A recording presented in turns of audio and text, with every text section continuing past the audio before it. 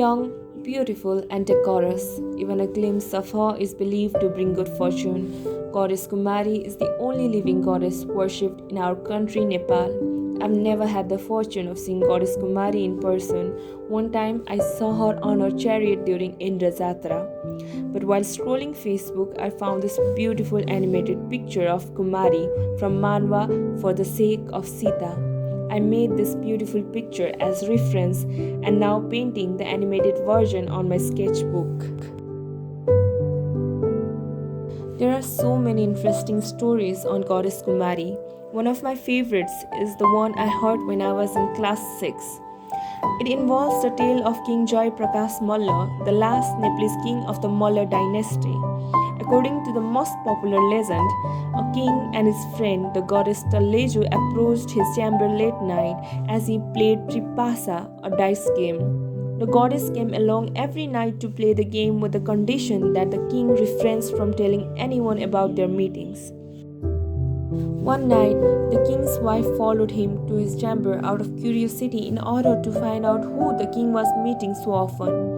The king's wife saw Tolezo and the goddess was angered.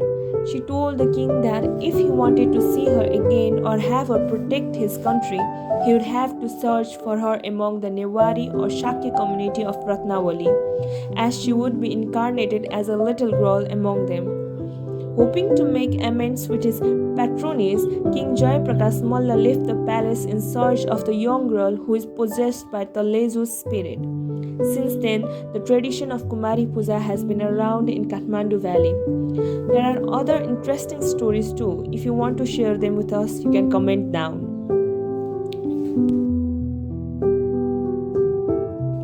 Many people visit the courtyard in front of Kumari's window to get a glance of the living goddess in Basantapur. Even I have entered the Kumari Ghar many times, but anyway, every people dream to be among the gods once in their life. Yet it is not easy to sustain the life of a living goddess. Kumari goddess is selected at very young age, from as small to 3 years. After being selected as Kumari, the children leave their parents and birth house until another living goddess replaces her. The children live without their parents from such an early age. The parents are proud of giving birth to goddess Talezu, but also remain sad parting away with their daughter.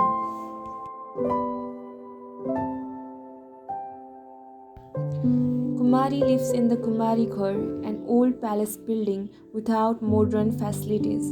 Until recently, the Kumaris weren't taught education and allowed it to use the internet facilities inside the Kumari Ghar. The Kumaris spend their days inside a 4-wall room poorly lighted with candles and lamps. It's not easy being the only living goddess in the world. In the Shakta text, Devi Mahatmya or Chandi, the goddess is said to have declared that she resides in all female living beings in this universe. The entire ritual of Kumari is based on this verse. The main motive of a Kumari Puja is to realize the potential divinity in every human being, mostly female.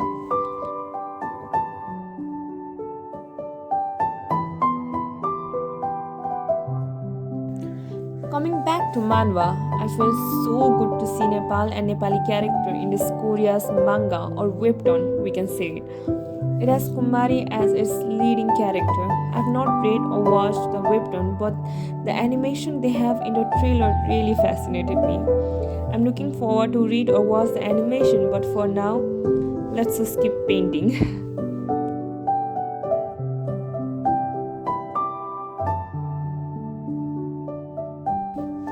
Let me share you some popular superstition that I'm aware of regarding marrying Kumari. It's been said that a man who marries a Kumari dies within 6 months. There are people claiming that men who marry ex-Kumaris die with their heads brushed out, or that snakes come out of ex-Kumari's vagina if men try to deflower them. Fortunately, this tradition of superstitious beliefs are changing in Nepal with the changing times, and education has played a part in it. The worship of the goddess in a young girl represents the worship of divine consciousness spread all over the creation. as a supreme goddess, is thought to have manifested this entire cosmos out of her womb. She exists equally in animate as well as inanimate objects. While worship of an idol represents the worship and recognition of supreme through inanimate materials, worship of a human represents veneration and recognition of the same supreme in conscious beings. Whilst the veneration of a living Kumari in Nepal is relatively recent, dating only from the 17th century, the tradition of Kumari Puja or virgin worship has been around for much longer. There is evidence of virgin worship taking place in Nepal for more than 2300 years. It appears to have taken hold in Nepal in the 6th century. There is written evidence describing the selection, ornamentation, and worship of the Kumari dating from 13th century. It is the evidence that there is so much devotion to this tradition. Kumari is a hope for those who are drowning of sorrows. The strength of this faith is so obvious when you witness the crowd at the Indra Jatra.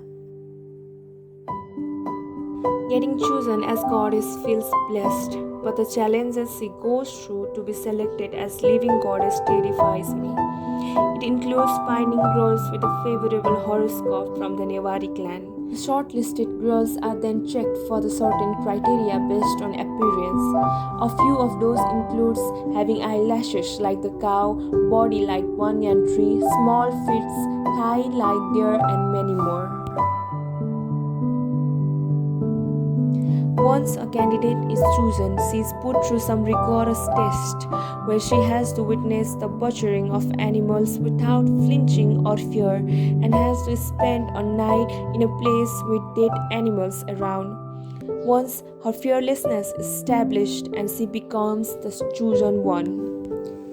Dressed in red and fire eye adorning her forehead, her feet are considered to be sacred.